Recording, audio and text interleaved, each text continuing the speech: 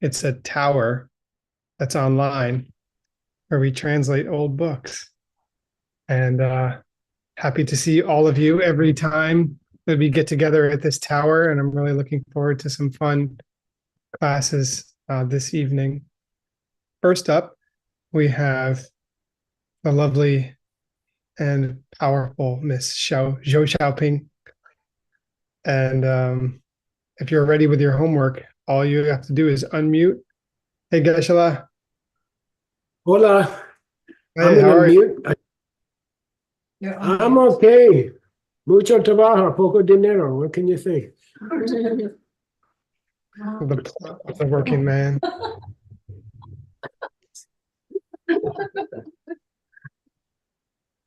Can you see my screen? Yeah. Yeah. Oh, Nice cool. zooming. This is extraordinary.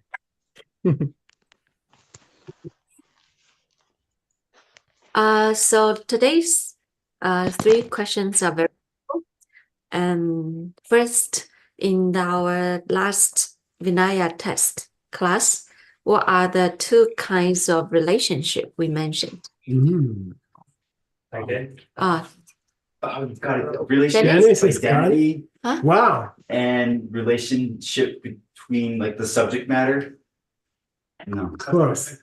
Identity and cause and effect. Yes. Yeah. Yes. So they get $50 each to study. Yeah. What's this? It's Should I say yes or no? This. what? Sure. Just say yes. Oh. Everything. Say yes. Yes. Okay. Yeah. Okay. Yeah. Both of them. Okay. Both of them. It's gonna make your life easier. Okay.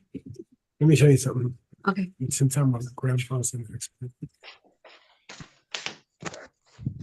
Oh, thank you. Okay. Second.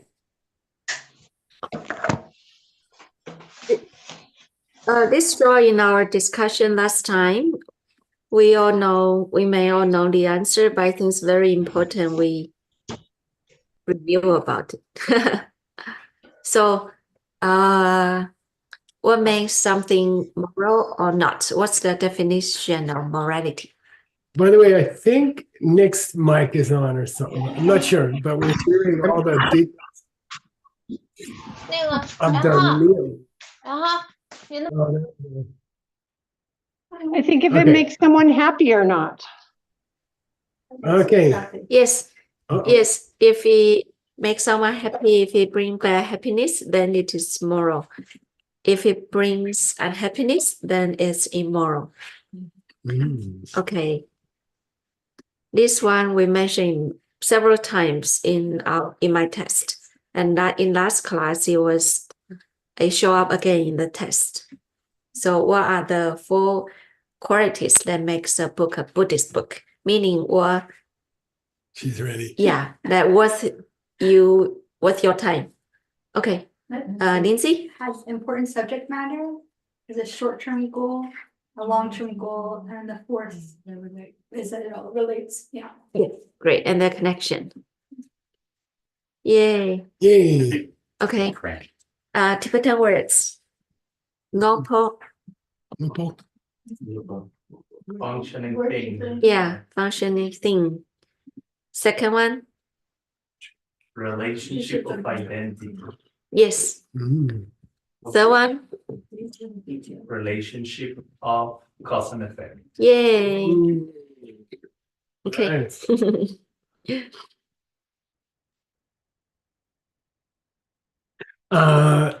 So please read Xiaoping. Oh. Nepa chungwa shepe ngong su den. Supreme shepe di jocha ngo sun den. Di ne kap ki ngo pa tang ngo so cho shin nang zan ki jepa ni shun de shukla den pa yin de gya che jele. Okay, good. So they're actually quoting the Vinaya Sutra, okay? And they don't tell you they're quoting the Vinaya Sutra. So the Vinaya Sutra section here says, here, I got it here somewhere. Yeah, where did I put that? Hang on. Yeah, the Vinaya Sutra begins with Ngepa Chingwei Sutam Dungyal Bong. Okay, no, that's not it. Hang on. Hang on. Ngepa Chungwei Sutam Ki Wang Tu Chete. Say Ngepa Ngepa Chungwei Chungwei Sutam Ki Wang Tu Chete. Wang Tu Chete. That's the first line of the Vinaya Sutra. Okay, so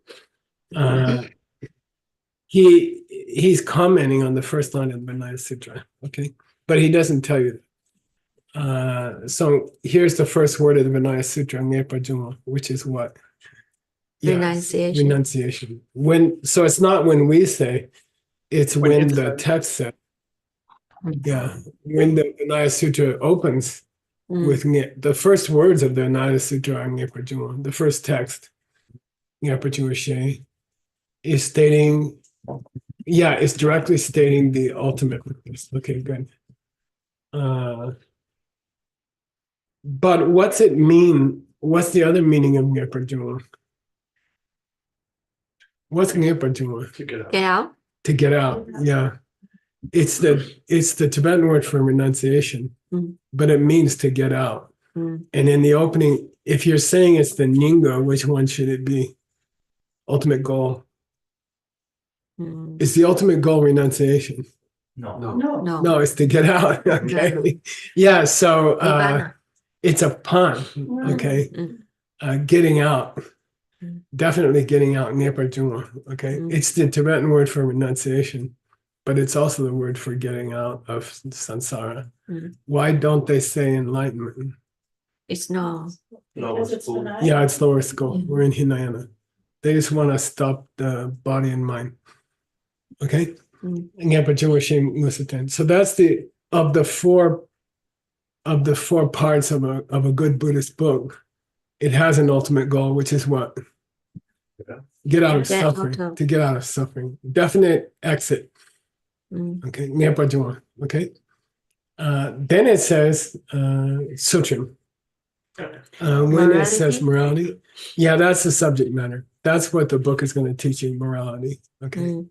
In the back of your mind, there should be, is there a connection between Morality. morality and getting out? Yeah. Okay. The commentary upon the two, but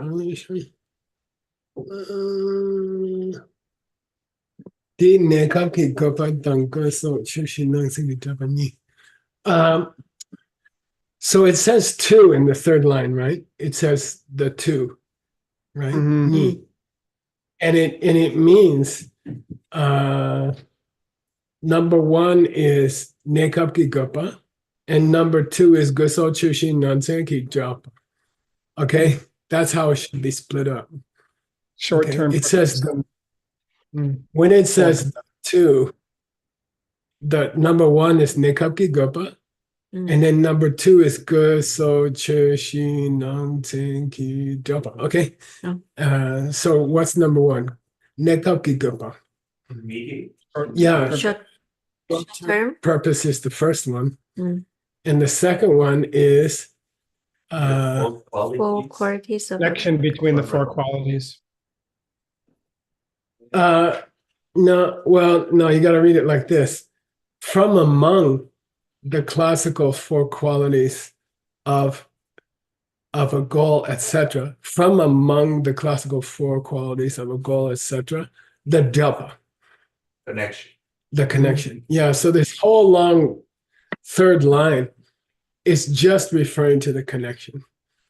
Okay, and then everything before japa is a modifying japa. What connection? The connection which is part of the four. Okay, cool. The interconnection of the parts of the four. Okay, got it? So those are the two. All right. Nini, Shukla then. Yeah. Shukla means what? Shuk means power, Vega in Sanskrit. the car was named. People know these roots and they use them for advertising and stuff. It implies power. Oh, The customer doesn't know it, but the seller knows that it's a subconscious English thing. oh, should. Oh. Yeah, shuk means power. So shukla means implied. 2 of the 4 are stated directly in the opening lines of the Vinaya Sutra, are only implied. Oh, So if someone comes up to you and says, does the Vinaya Sutra have the 4 qualities of a Buddhist book? You have to say, kind of. oh, 2 of them it has directly. oh. And those 2 imply the other 2. Mm. Got it? Mm. Okay. So shukla then. So 2 of the 4 qualities are stated directly, which is what? Getting out And and morality. morality. And then the connection and ultimate goal. a short-term goal, which is to learn the book. Oh, Actually, sure. those are only implied. Again, are they implied? Is learning the book implied when you say you're going to get out by studying Vinaya? Yeah. Yeah. Then a connection is also implied, right? Okay. Then he's going to quote the Gyatso Jalpa. The more extensive commentary, the great commentary, which is by Dharma Mitra, I think. Let me see. Dharma Mitra. The other Dharma Mitra. Okay. Let's go to your second paragraph. Would you like to have someone else read? Oh. Let me see. Kind of long, so pick somebody you don't like. Okay. How about I read myself?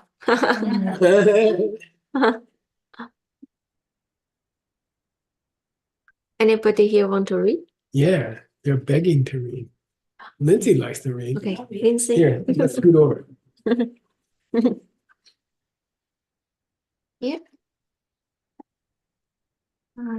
Data Wena Jo Par Jawa Tang Gope Yang You're correcting.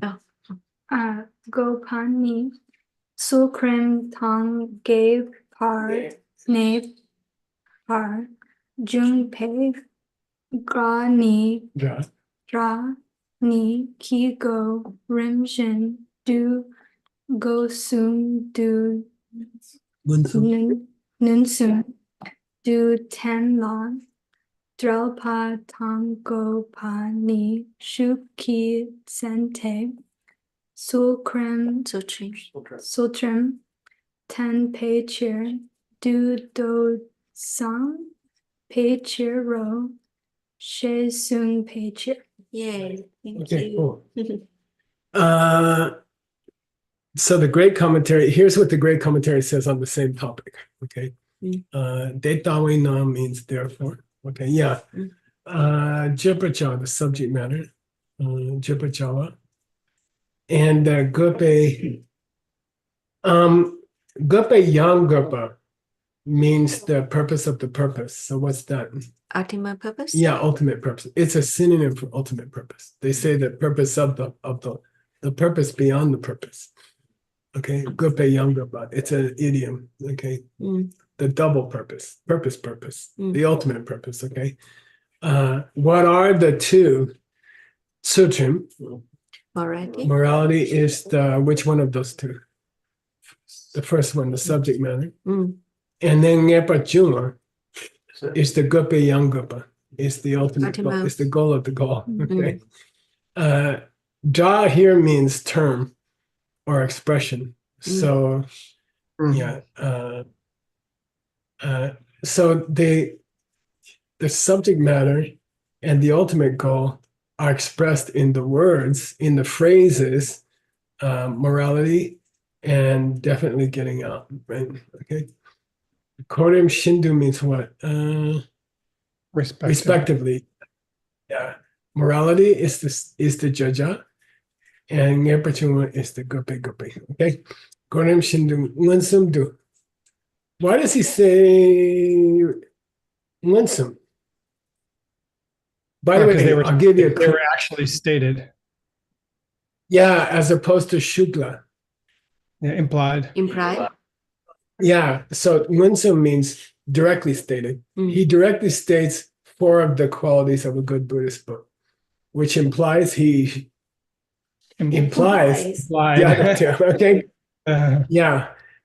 Then the Jalpa, which sometimes can be spelled with a P, and the Gopani, Shuki, are only taught, are only indicated by implication. You know, they don't state them directly. Because that the root text is very, very short here. It's only 1 line. That's a half a line. That's a quarter line of Sanskrit. Okay. Dende. Chutin Tembe Chedu. In order to teach about morality, okay. Dotsam always means only briefly. Do means briefly. Okay. Sutra means briefly. Dotsam means just briefly, but the spelling here is different. If it's TZAM, it means just briefly. But here the spelling is BRTZAM. Same pronunciation, completely different meaning. Past tense of compose. Okay, compose. So it'd be easy to make a mistake here. There's people who are doing input projects. One person inputs it, and then they sit down with 2 people and somebody reads it out loud to check it, which is incredibly dumb. Okay, we don't do it that way. Okay, but there's people who are doing input projects like that, and they're all full of mistakes because this is pronounced the same as the other spelling. Okay, we don't do it that way. We read 2 people type it completely.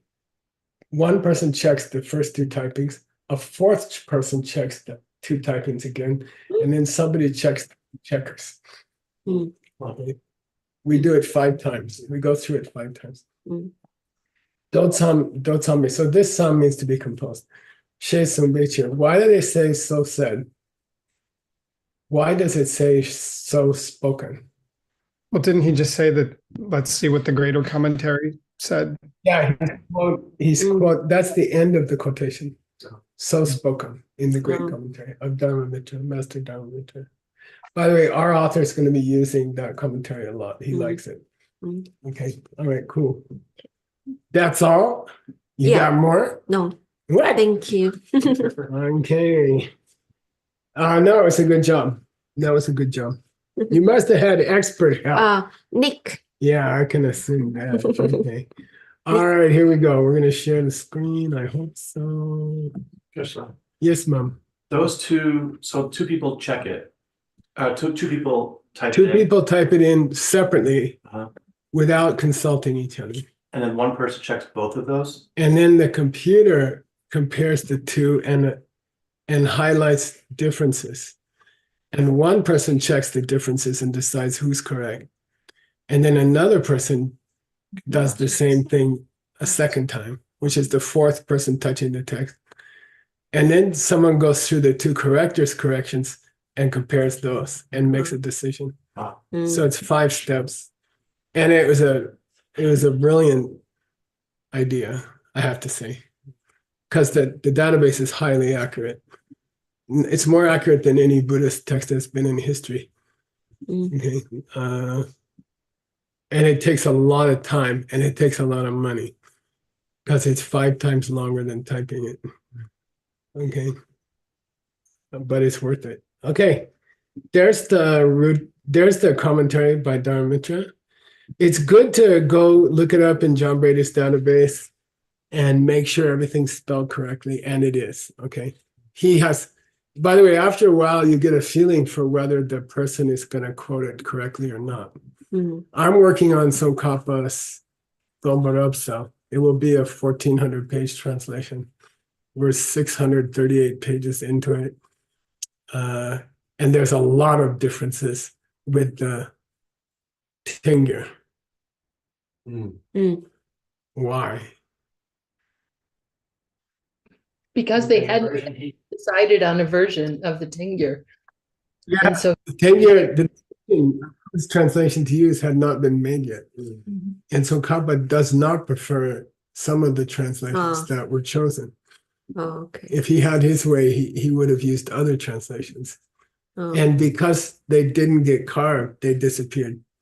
oh, And you see what I mean? We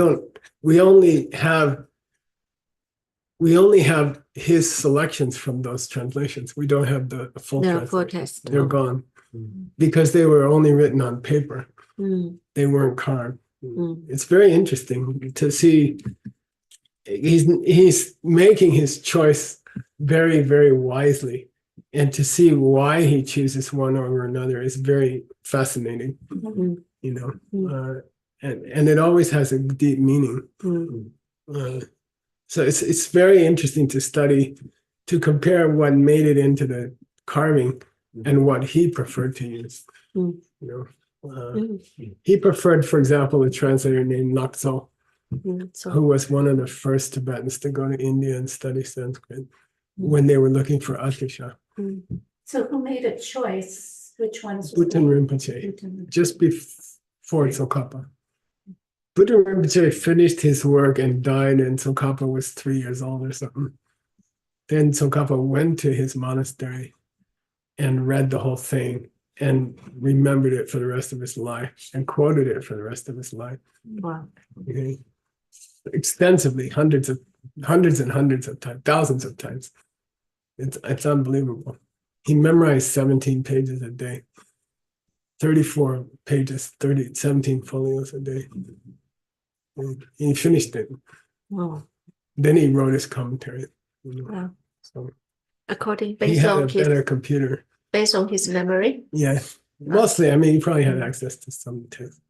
Okay, here we go. Nipala, are we at? Who's Yeah. gonna read? You want to invite Gelsi? Looks like she's. Venerable Geshe. We say chewing at the bit. Is that what we say? Chomping. Chomping at the bit. It means a horse is going on that metal piece. Technically, Oh, You mean she champing, really- technically. Oh, champing at the bit. Jumping at the bit. Nepala nu dang nyen ne kinam shak sharla jupatangni. Yeah, good. Staying because it's so short.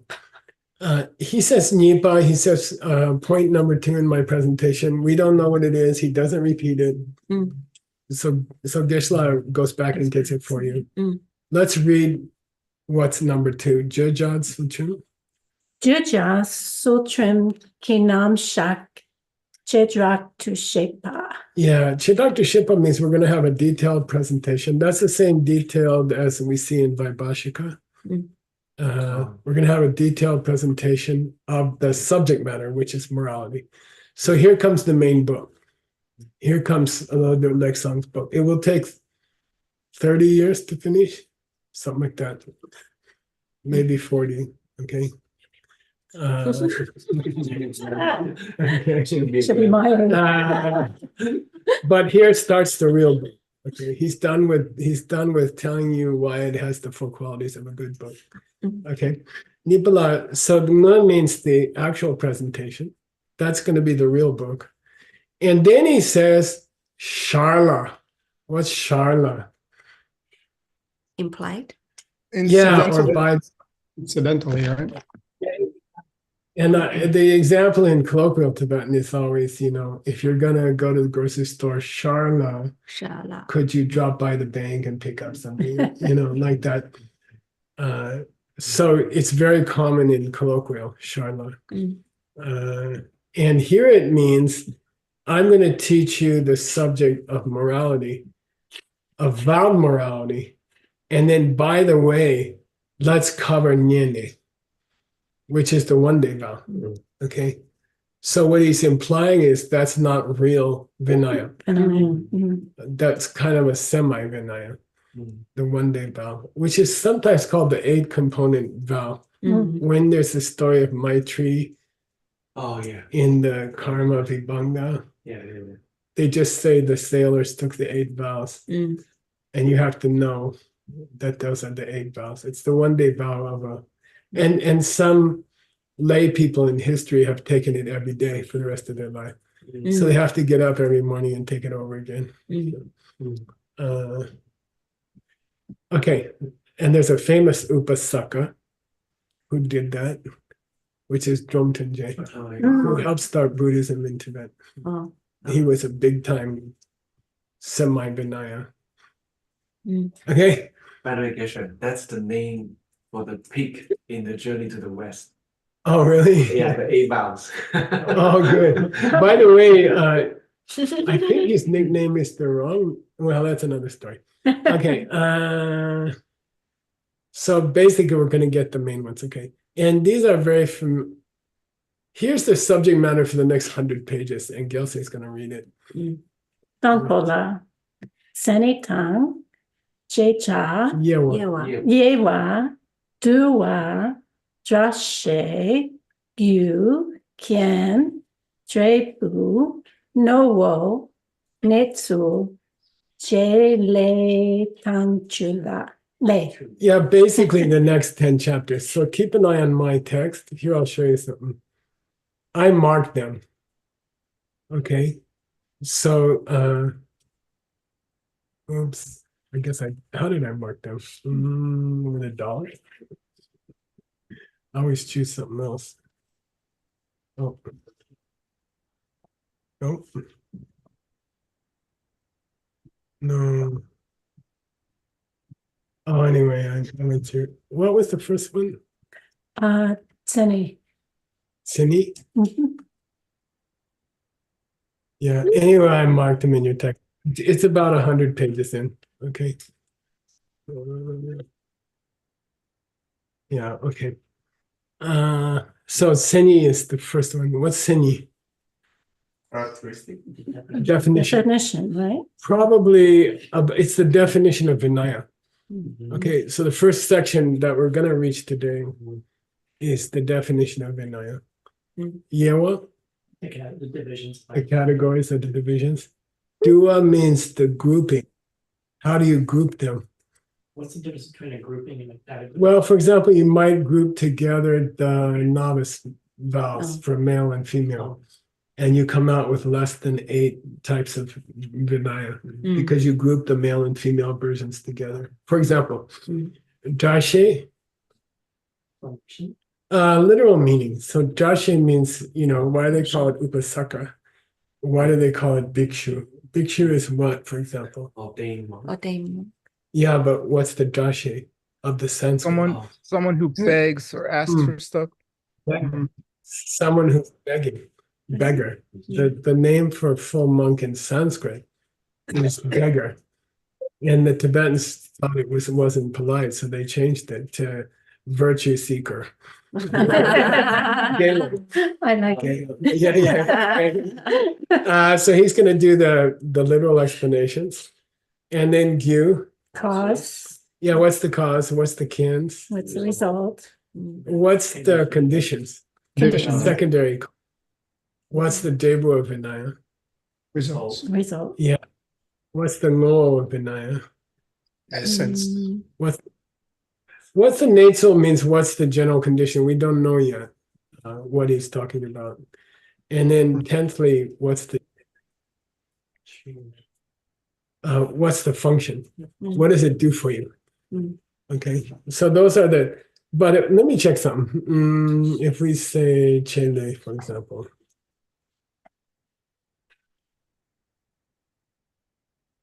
Yeah, so I basically did the headers for you. That's what I called them. So your first division, sorry, is going to be at page 40. The divisions start at 40.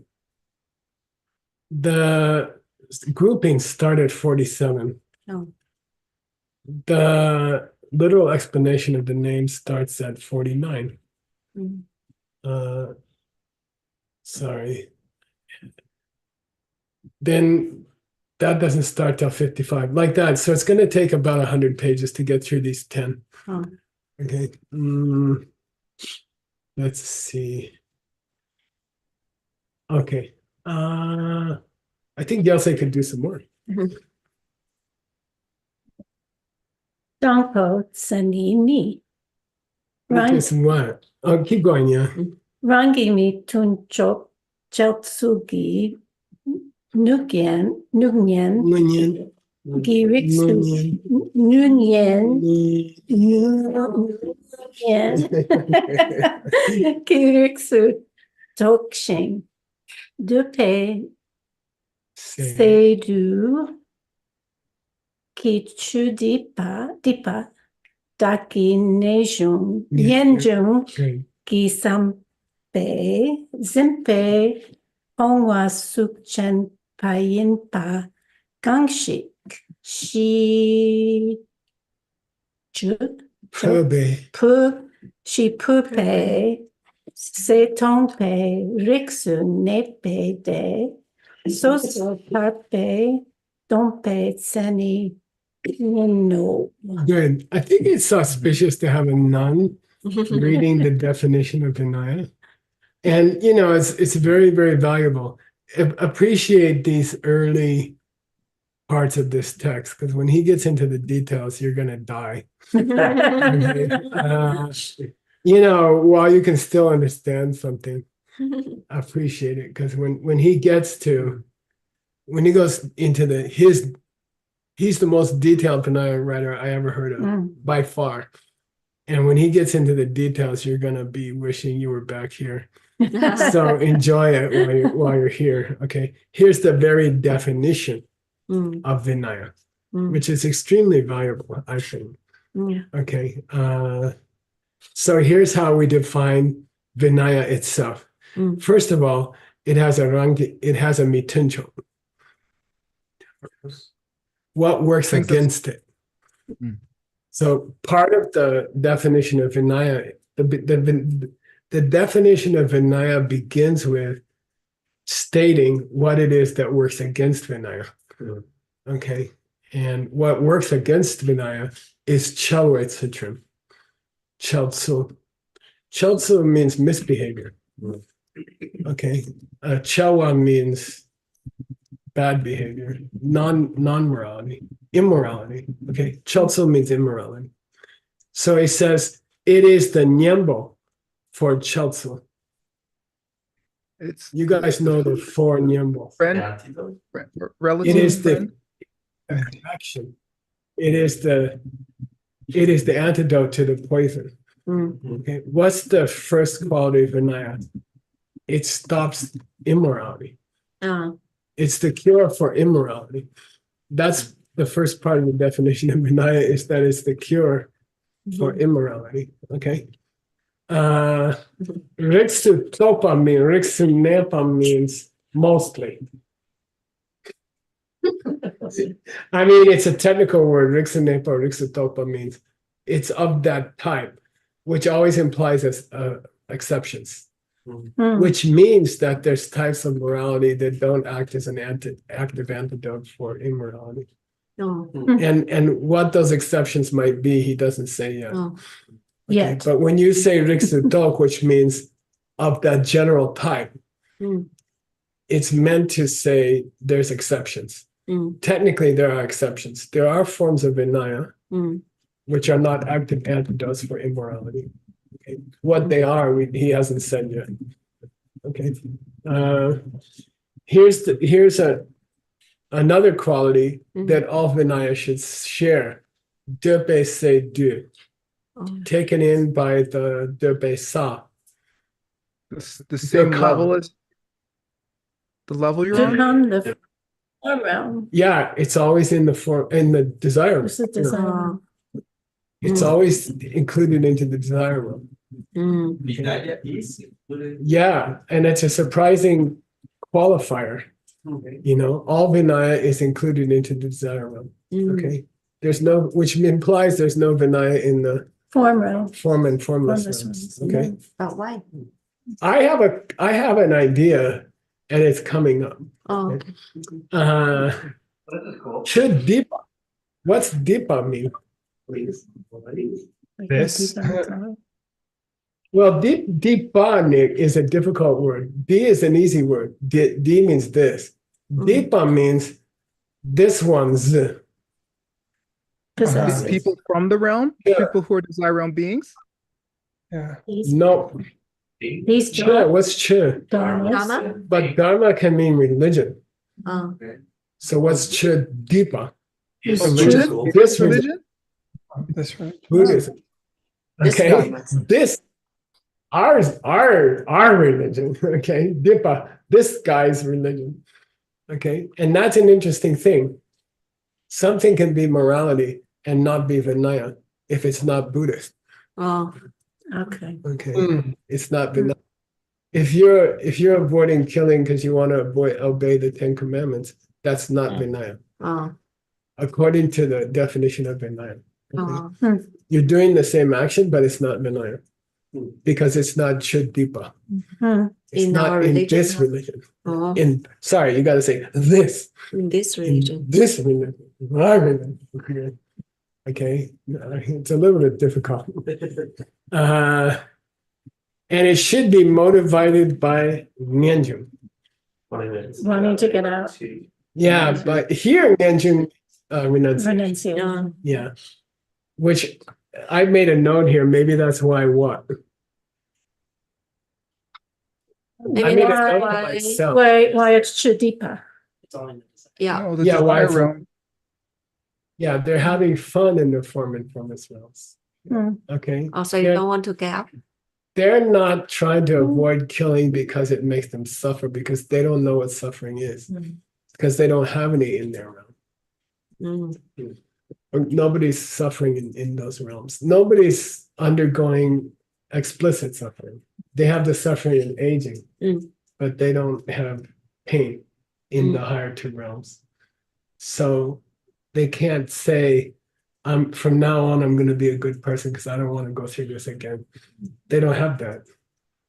See what I mean? It's interesting.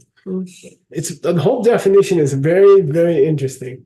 If I was like a college president, I'd probably use this for something.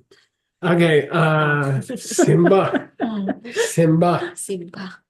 We had Simba word in the Semkeki Simba. Very famous. This use of the past tense of hold. Oh, is this imbued? Imbued, yeah, their mind is flooded by renunciation. This use of the word Simba is very important. For $100, even word. I should have a rule: if word gets it wrong, he pays me $100. What's the classical use of Simba in philosophy, Buddhist philosophy? In this kind of case. Bodhicitta during the direct perception of emptiness?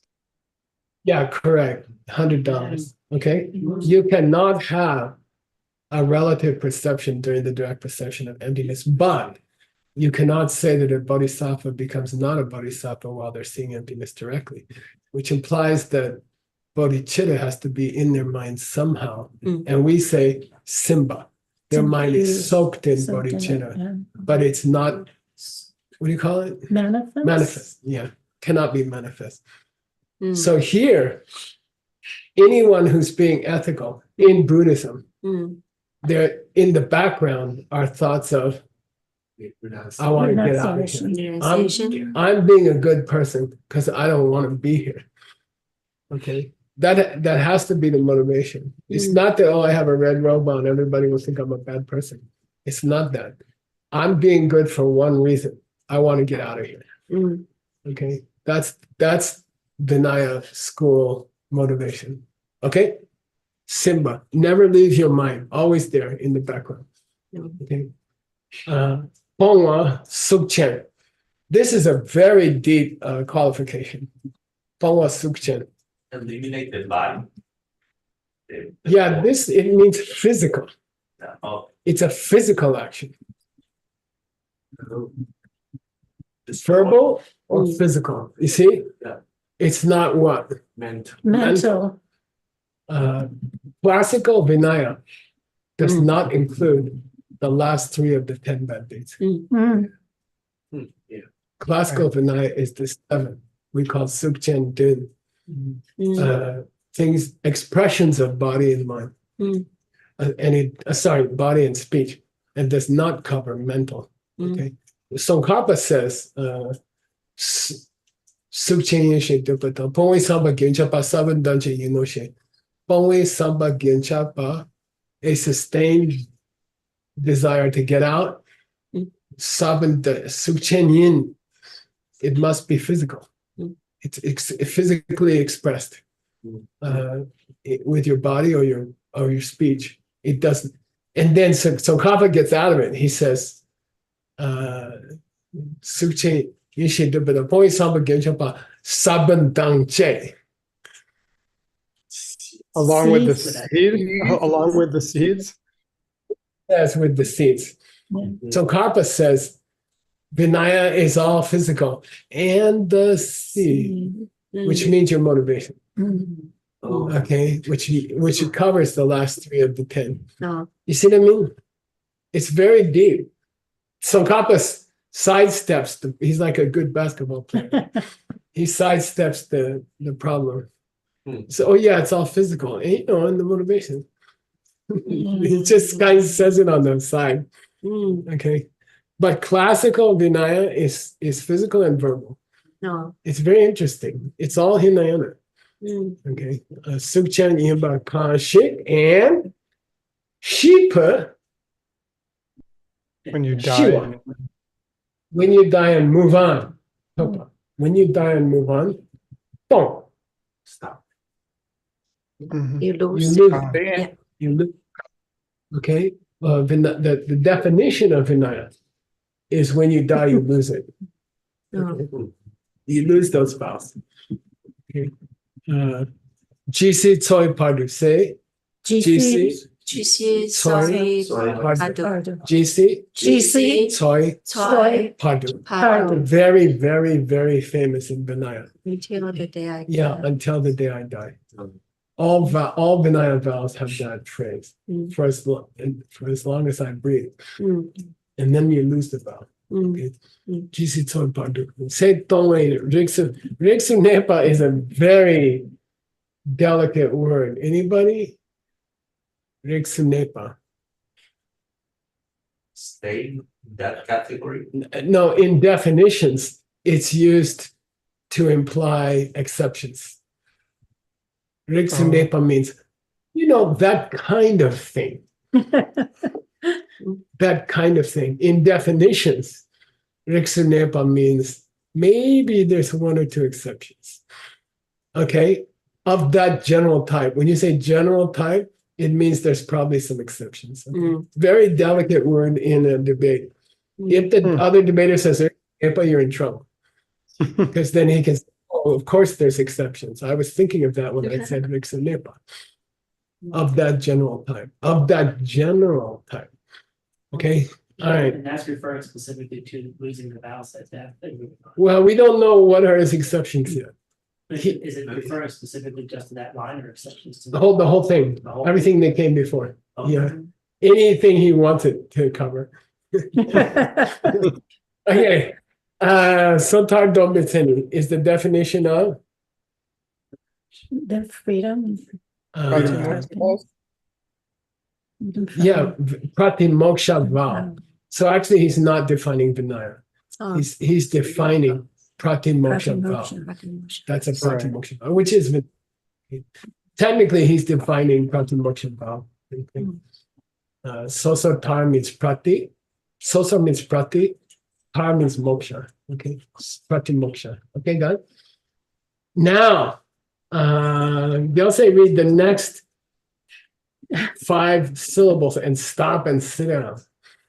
5 John syllables. Brady wants to read. No, Oh, just so kidding. this line.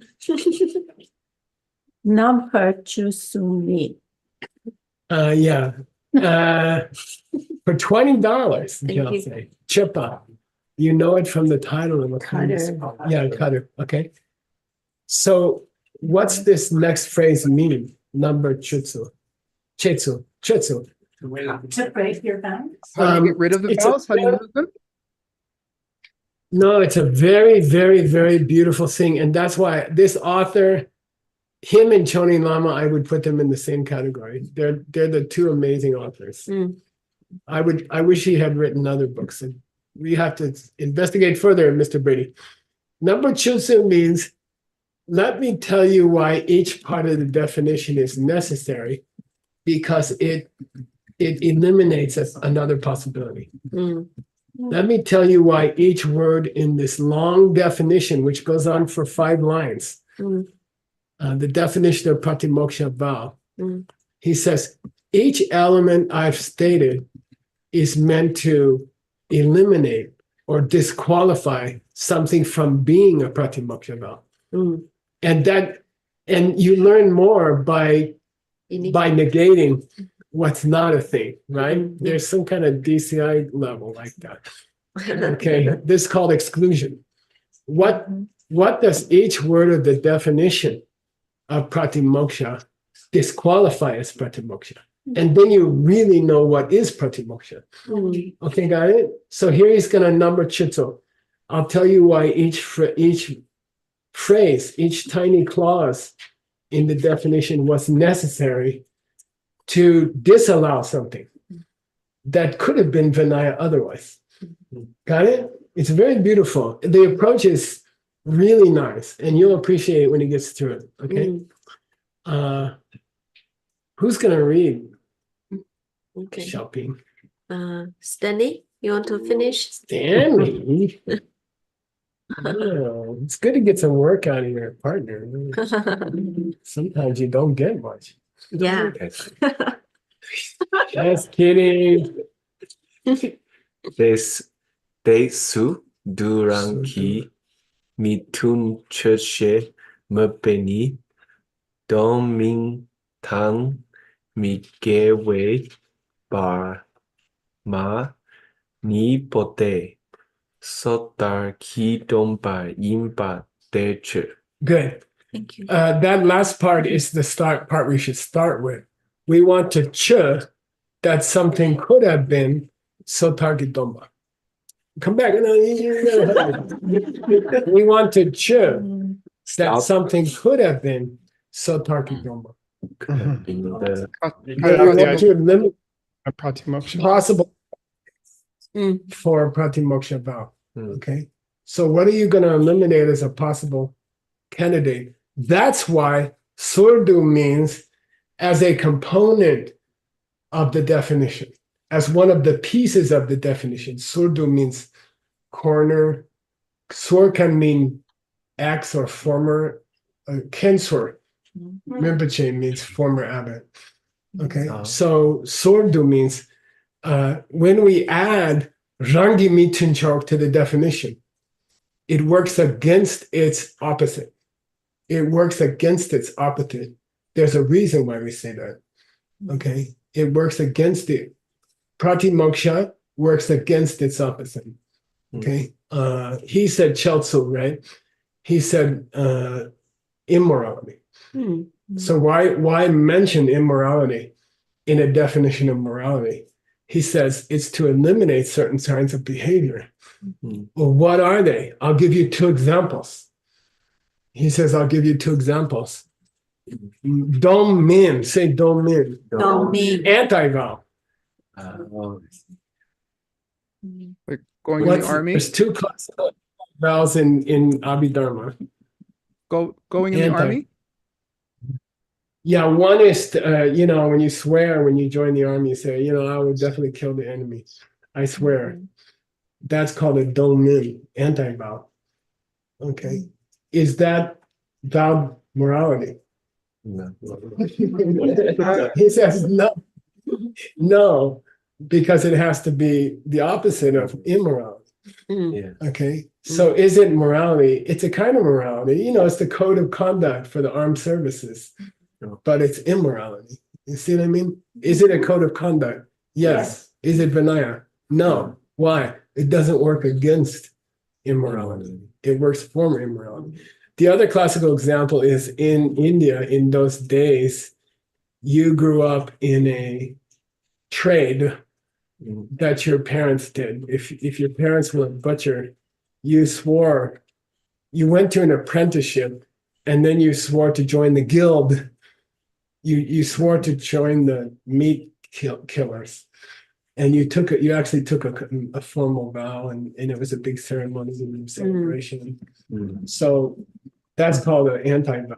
Mm. But here's another one that he threw in here, which I've never seen before. And it took me some time to figure it out. Mi gewe parma. The non-virtue of the bardo. This parma means in between. In between non-virtue. Okay. Like, And I never saw it before. And I went and studied it because we have John Brady's database. And it's rare and it's weird. And that's pretty much the definition of Vinaya. Okay, so here it is from John Brady's database. And how about Stanley read it, or you want somebody else to read it, Xiaoping? Someone handsome? And I could do that. No. Please. I'm kidding. I'm just kidding. No, Stanley, if you want. Stanley, read, please. Information. Ba mele la yang gateway ba matang. Mi gateway ba man. Don't say ba, say pa. Pa. Pa mani. Good. Shenbei gyu ki sok chup bong de ki sempa tang potang. Gelong ki gyu ki sok chup de ki sempa de ni pa yin. Good. Now he says parnele means in between karma. Like pardo. Yeah, in between. So then he's defining in between karma. Who is this author? Is Kedu Tembadarge, Sugang and Tim's author. The textbook writer for Ceremony, the greatest monastery. Parme Le. You can divide in between karma into two types. Stanley, Gewa and Migewe Parma. Virtue and Yeah, halfway virtuous and halfway non-virtuous. Okay. Okay. And by the way, well, we'll get to that. Shemba is a butcher. Shinje Shen is the killer of the Lord of Death, for example. So Shemba means a butcher. Gyu means his mental stream, right? Here, Tantra, his mental stream. He decides he has a semba. He has a thought running to his mind, semba. He has a thought running to his mind or an intention.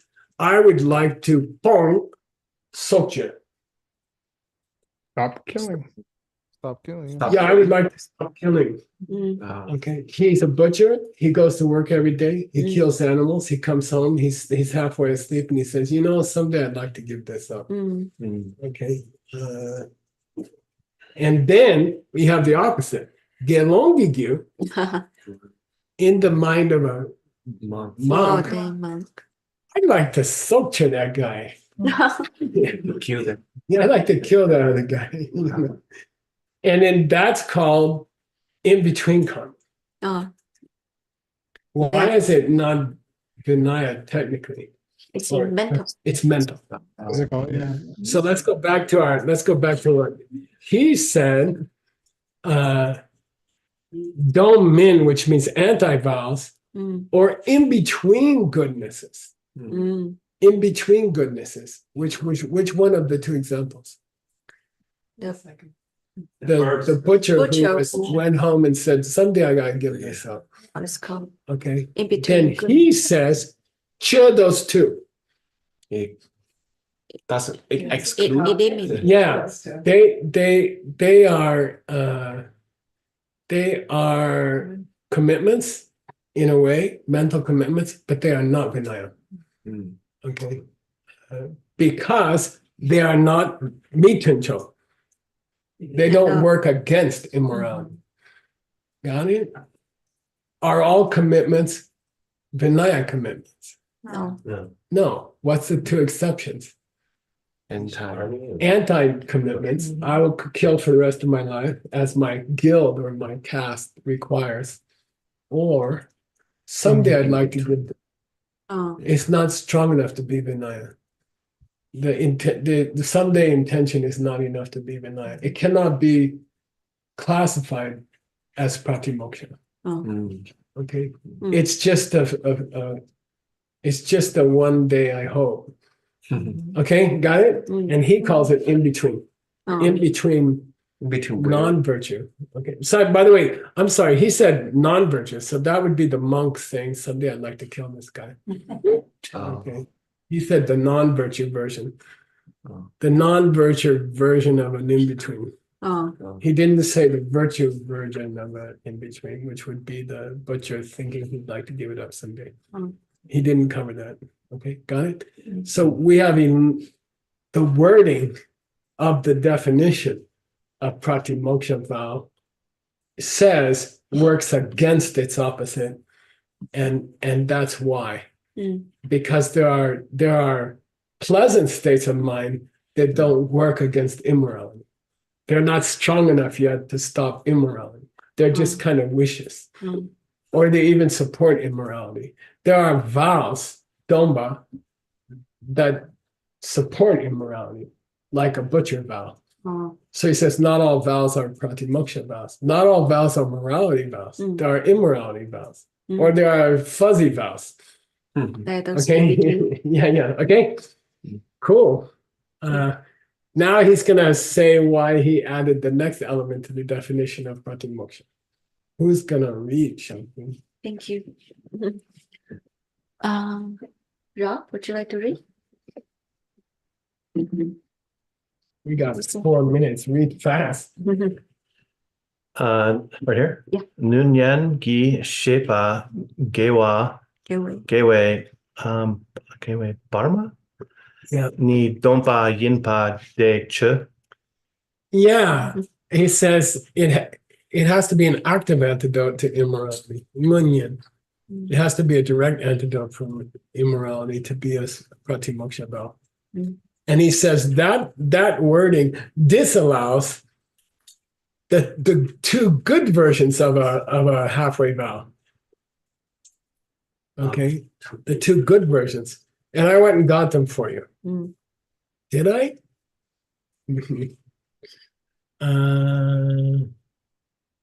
Yeah, the gateway partner was. I'm sorry.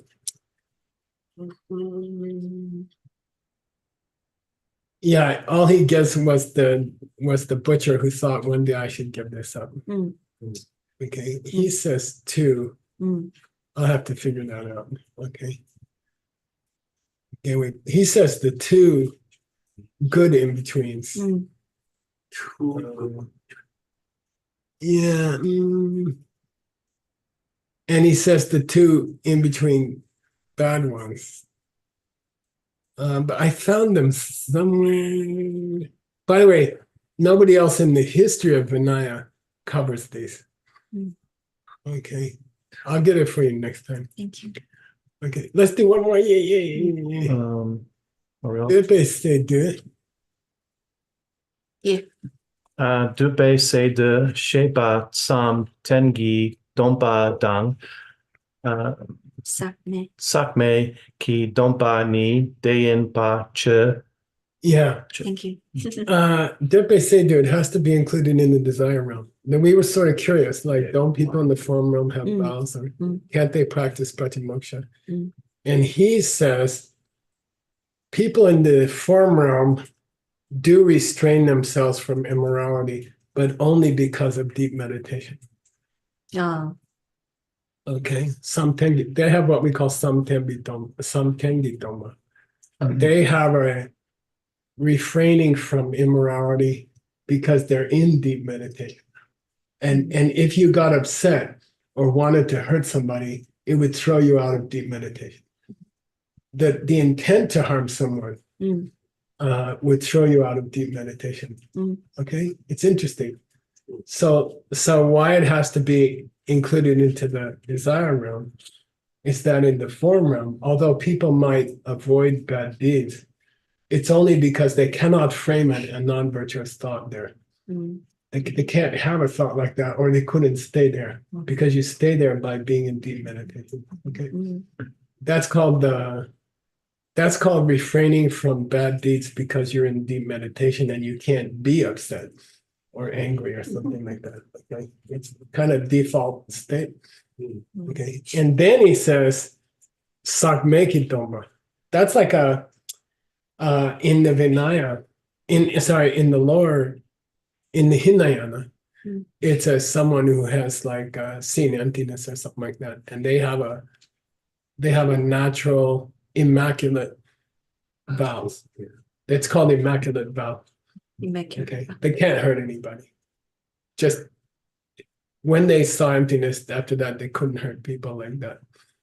Okay, it's called Sanmeki Doma.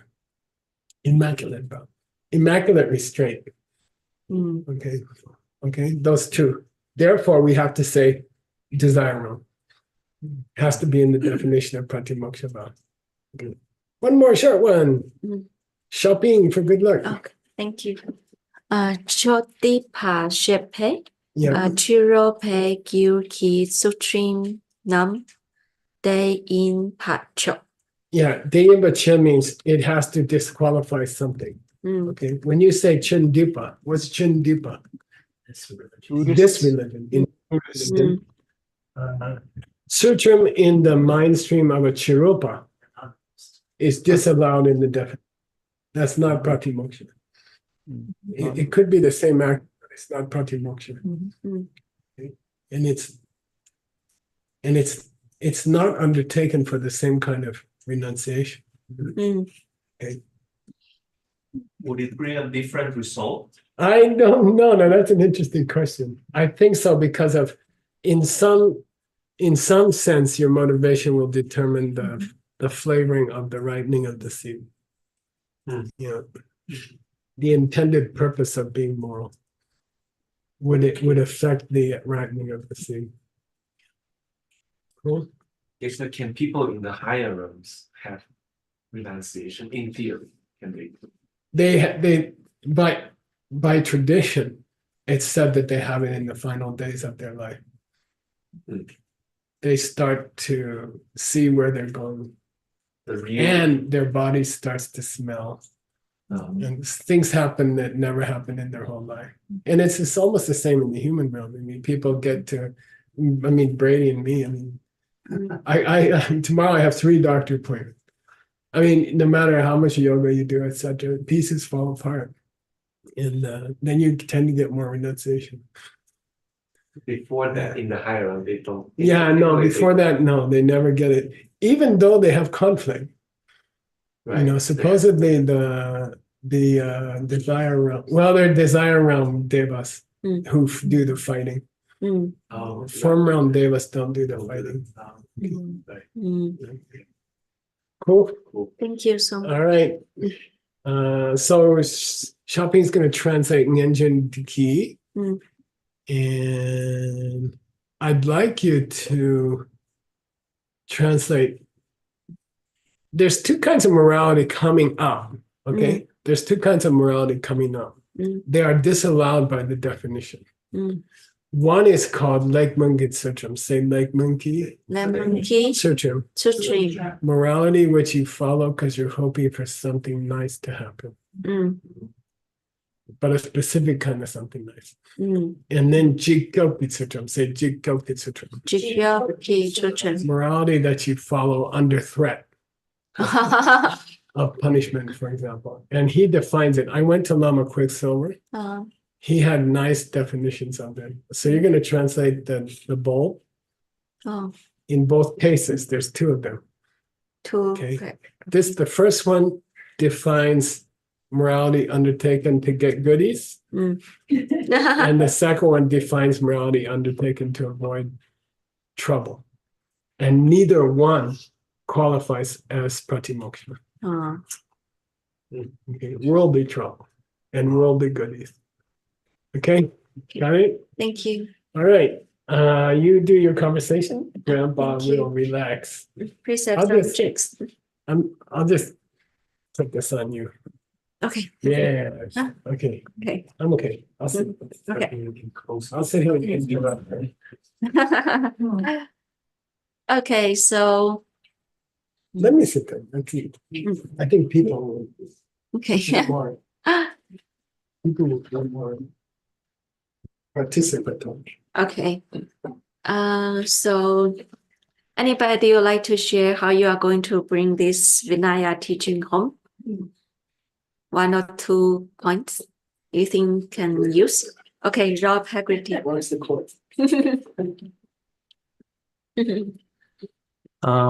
I love these Vinaya classes because I think we were talking in the beginning, just by kind of making a commitment to Vinaya, it automatically has this implication that your life is already going towards being happy.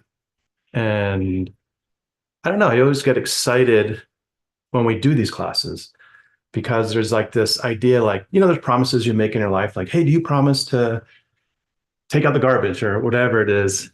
But here it's like this commitment that makes you feel like this idea we were talking about, immaculate, that you had this like clean, I think, feeling, I think. And it's so nice to just sort of like, just thinking about taking the vow and then committing to the vow just feels so incredible. And I think it puts you on this sort of like upward spiral towards, it kind of gives you this power, even if you keep messing up and screwing up, you still have this sort of imbued foundation, I think, inside you, which kind of like drives you forward. And I think Stanley and I are in a club. It's called, there's the Good Night Book Club, and then Stanley and I have the Good Night Lose Weight Club.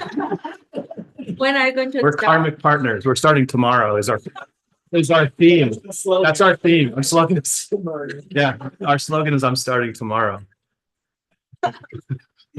But it made me think during this class, like how even more amazing it is to just like make a commitment daily, you know, like doing those 1-day vows. You know, at the beginning of the class, like if people taking these 1-day vows every day, and in my mind, I was like, well, I'm just take it for your whole life. It just makes more sense. So I don't know. It gives me this sort of like hope, I think, or sort of like motivation to come here to just like, yes, I love this. You know, it's so applicable to every part of our life. So I super enjoy your class. Thank you. Yeah. Thank you. So everybody, don't miss the Vinaya class. Anybody want to share? Hi. Tim?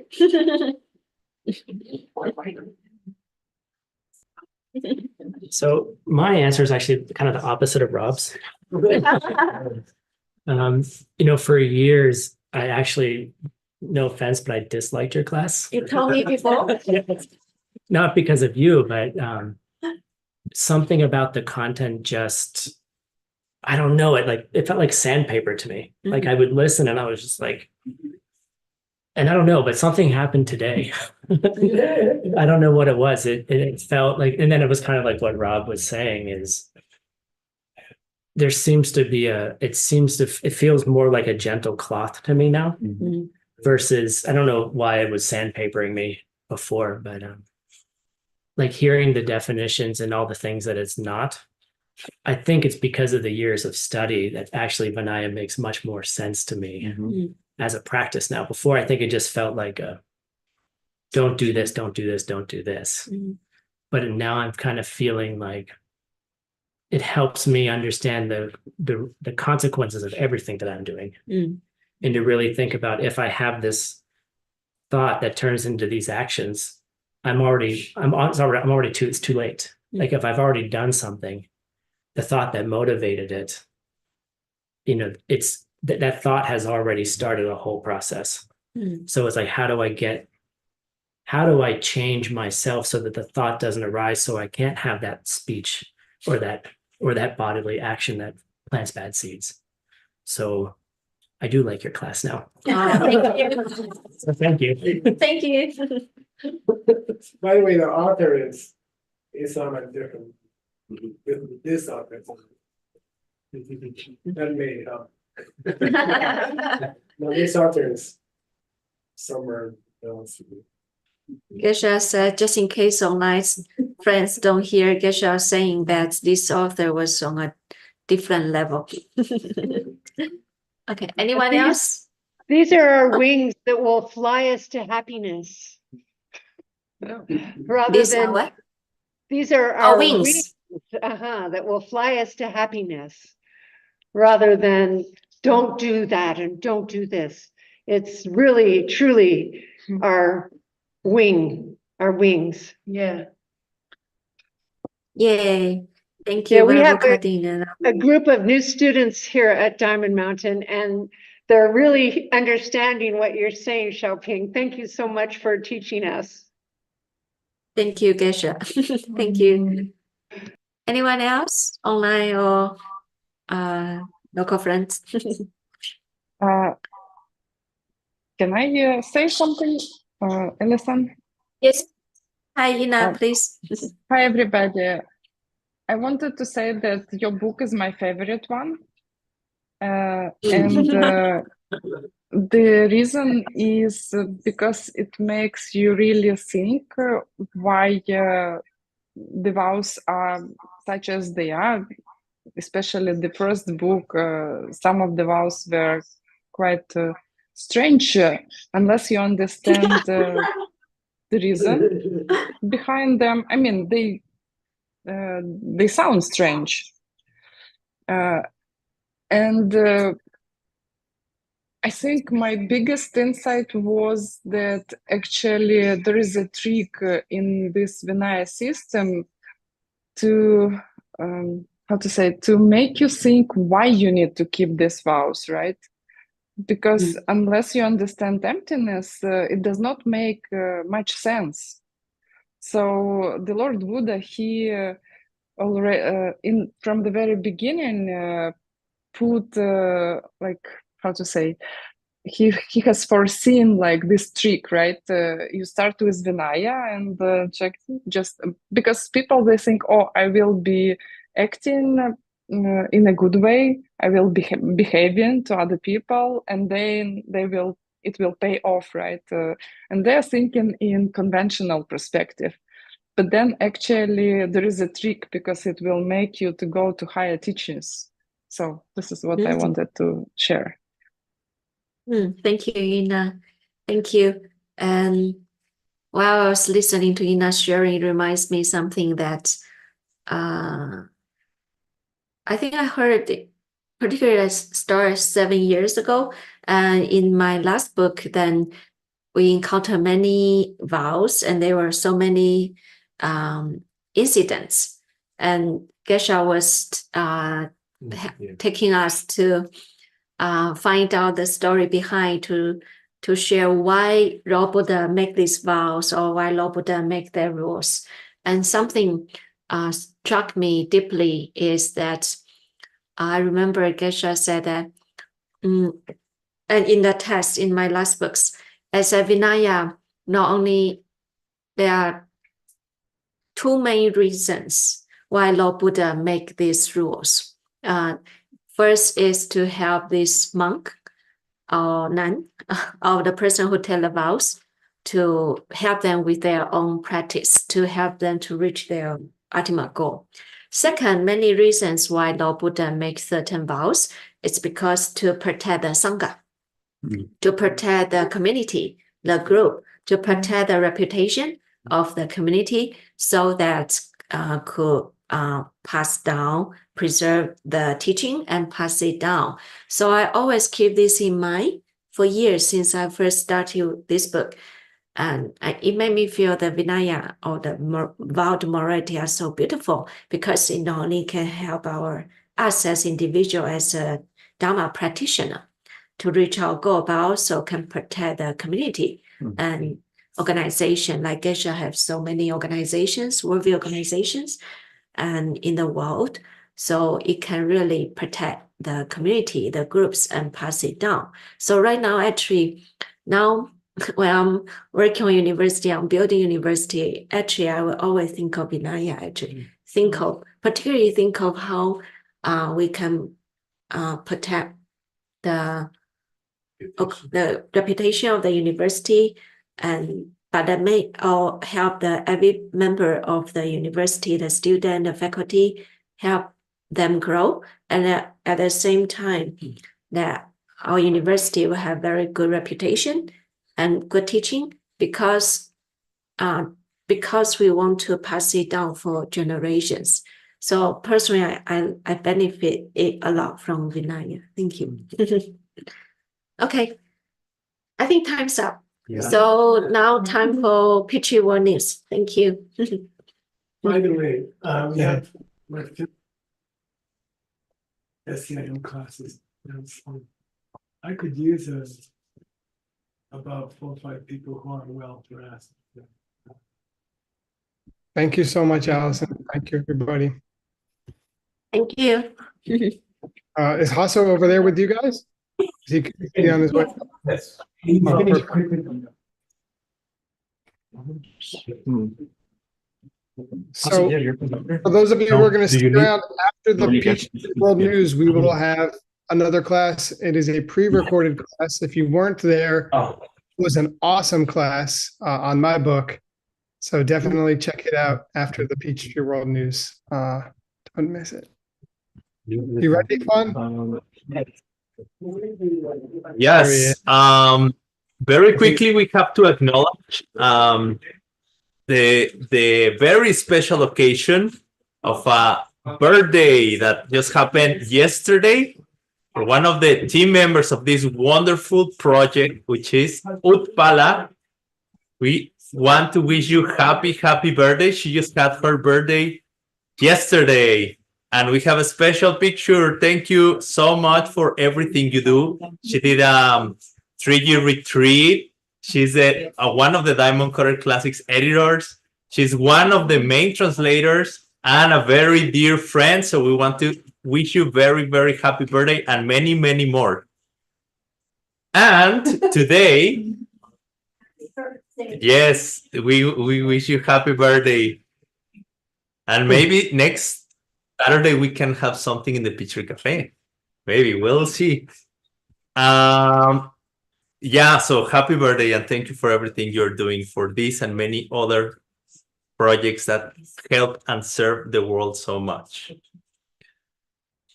In other news, I prepare because of how to say, I had a great chance of attending to the many events that happened 1 month ago in Japan.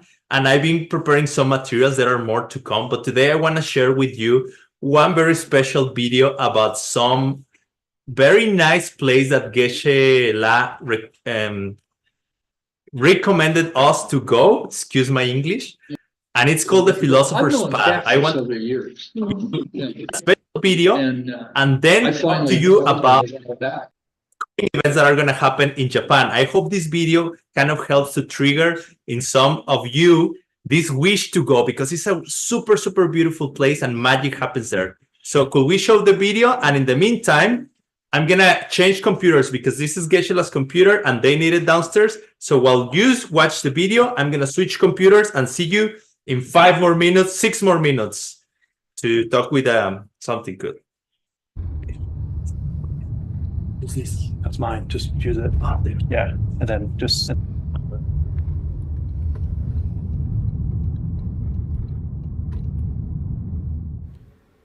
After about a 10-minute drive, the taxi stopped here. This is the south entrance to the Philosopher's Path, which is a wonderful place to appreciate the sakura trees and the arriving of the spring. So as you can imagine, we were very excited to see some spring because in the past few days, we were not able to see it yet. So according to the taxi driver, the whole path walking from south to north, let's say, takes about 30 minutes at a steady pace.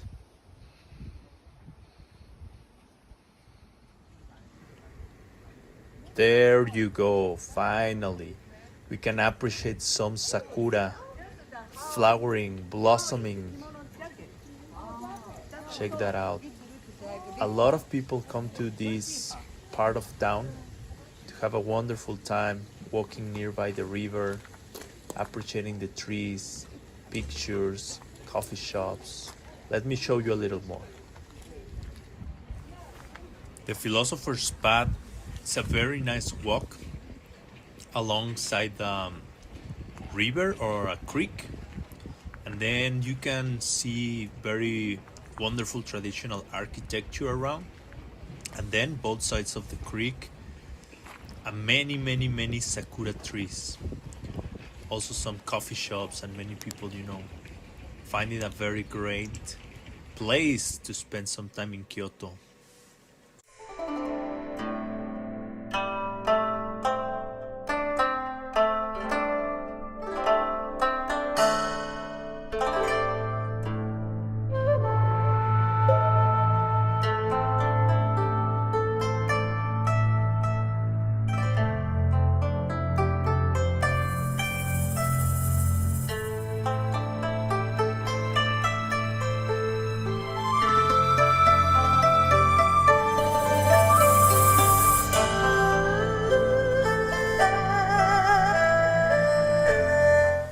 Here you can see a map of the whole path from south to north. At the north part, there is an amazing temple. And at the south, the entrance is like a very, very beautiful nature path that you're going to be able to see in a few more moments.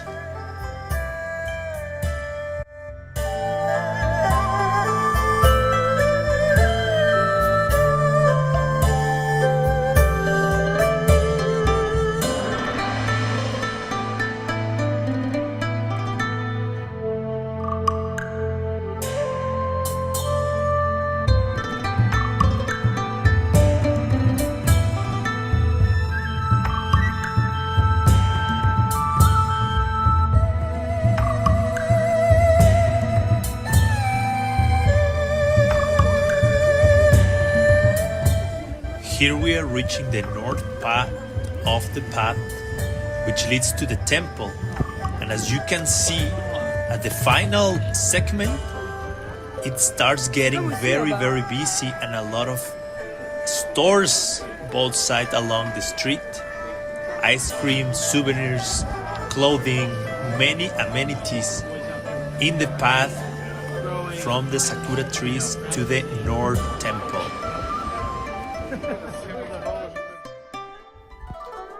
This time, due to a tight schedule, I actually didn't go to visit and check out the temple. I just went there to the very entrance. Looks amazing, looks very interesting. Maybe next time. Then I walked back the Philosopher's Path back to the south entrance. And when I reached the point where I start the walk, I realized the path actually keeps going a little longer. So there is another southern entrance to the place that I started. And it's so beautiful. It's very, very peaceful, surrounded by nature. You can appreciate the river very nicely. Very wide path to walk. Many, many trees. It's wonderful. So the Philosopher's Path, or Tetsugaku no Michi in Japanese, is a wonderful place to visit, very conducive for contemplation, having some peace, a nice walk or talk with friends. This path was first opened in 1890 and it extended again in 1912. This path got his name because in the 20th centuries, Japanese philosophers and Kyoto University professors, Nishida Kitaro and Hajime Tanabe, are thought to have used it for daily exercise. The path goes along a number of temples and shrines. It takes about 30 minutes to complete the walk, but many people spend time visiting all the sites along.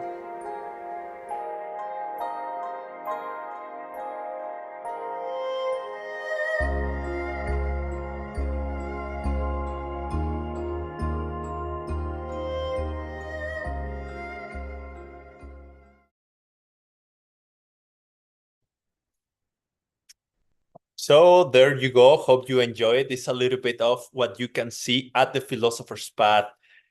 During Japan trip, Geshe Michael was recommending us to go and visit this place. It's really, really wonderful. And when the Sakura time comes, it's so beautiful. So why I was showing you this in part is because in a few more weeks, beginnings of June, there's going to be a lot of things happening in Japan. So it's a great opportunity for you to visit. One of them, as you may know, is Tim Lowenhop, and teachers are Jen Xuan and Kelly Tang are gonna be teaching Steps on the Path, course 2, protecting your seeds from June 4th to the 8th. And then great teacher John Brady is gonna be teaching a course on the Heart Sutra. That's gonna be June 9th to June 8th to the 10th. And also at the same time, YSI is organizing a yoga retreat very close to Kyoto from June 9 to June 13. And for this particular event, we have a very special guest with us today, which is Earl, and is going to talk with us a little bit about what's going to be happening during this YSI retreat in Japan, June 9 to June 13. Can we share screen with Earl? Well, thanks, Hasso. Hey, very welcome. How are you? Good. Yeah, I lost you. I can see you, but okay, now I can or not. I'm still seeing the poster. It's you. Yeah, now I see you. Wonderful. Poster's good too. That video was great. Really reminded me of Kyoto. It's a beautiful video. Thank you.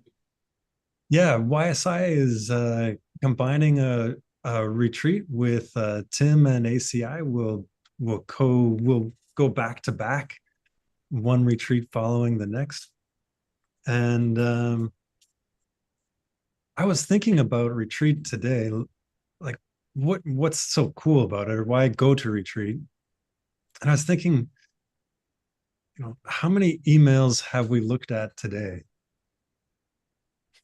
Or how many messages have I looked at today? How many WeChat messages? How many WhatsApp messages? How many Telegram messages? How many videos? And how that got in the way of other things that I didn't do today. And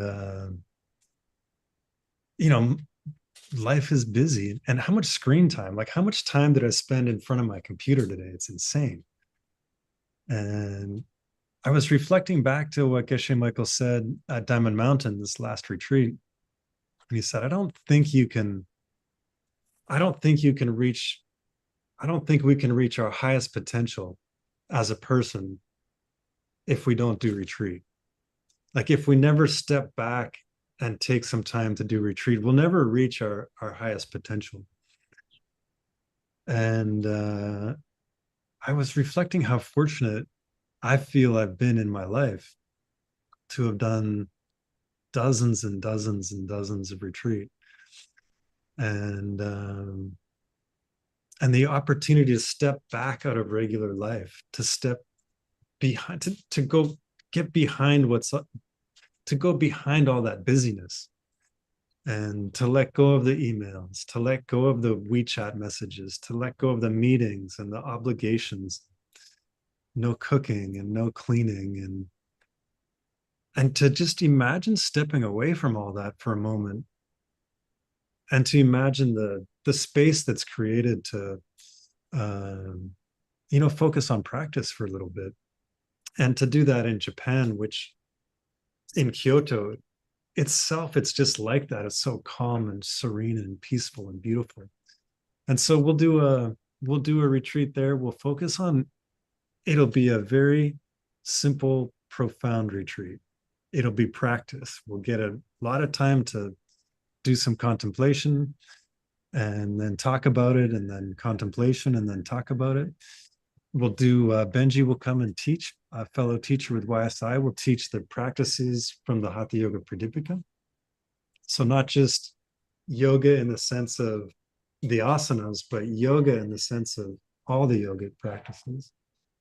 And we'll study one of my favorite teachings Geshe ever taught, which is the 8-verse Lojong. So, which is just this beautiful, beautiful, simple text that really, Lo is the mind or the heart, and Jong is to train. Like, when one goes to the gym, he jongs his muscle, we go to the gym to jong the muscle, but we go to Lojong text to train the mind, and this text is beautiful. So that's the quick elevator pitch. Wonderful, wonderful. So what we can expect out of this retreat is we're gonna be having asana classes, philosophy classes, Lojong classes. Of course, I hear about great breakfast and lunch time, and a wonderful setting. As I hear, it's like a very, very beautiful traditional place, like built. What I mean is like architectonically very beautiful traditional place. Yeah, we'll be going to one of the temples, and we'll be getting to practice in one of the temples also. So I'm really looking forward to that. Awesome. That's awesome. And it's gonna be how many days? 4 days, 5 days? Oh yeah, we're sharing the poster again. And this is with some great friends, organization called Prema, with Mei Chen and Lisa Lee, and fantastic event producers. And yeah, really appreciate all the work that they're doing and coordinating with Tim so that people can go and do both the ACI aspect, that aspect, and then followed by the YSI aspect. Awesome. So could we share the QR code and the poster one more time? Thank you so much. So there you go. If you're interested, you can follow the QR code, or feel free to contact us as Peachtree World News, or I'm taking the freedom to say contact Errol also. We can guide you if you cannot find out the way to sign up or whatever it is. We will help you in the process. And just saying, if you go to Japan, there's going to be a lot of things to do in June. And lastly, we're going to keep advertising this, by the way, but lastly, we also want to remind you, if you cannot make it in June, December, Geshe Michael is going to be there teaching. Just before that, yes, Steps on the Path, December the 2nd to the 7th. In case you cannot make it in June, you can plan ahead for December. And thank you so much, Errol, for having the time to share with us today. I think with this, we will say goodbye for now. We're going to go to our next class. Unless you want to add anything, Errol? I think it's good then. Lastly, we want to invite you next Tuesday. We have Peachtree World News event. We are celebrating the Teachers' Day and how grateful and lucky we are because having teachers and teachings in our lives. For that, we have a QR code that we're going to keep showing to you next Saturday and Monday. And without other news for now, we go to next class. Who's introducing it? I'm right here, Hasa. Thank you so much. Thank you as well. All right. Good to see you, man. Thank you very much.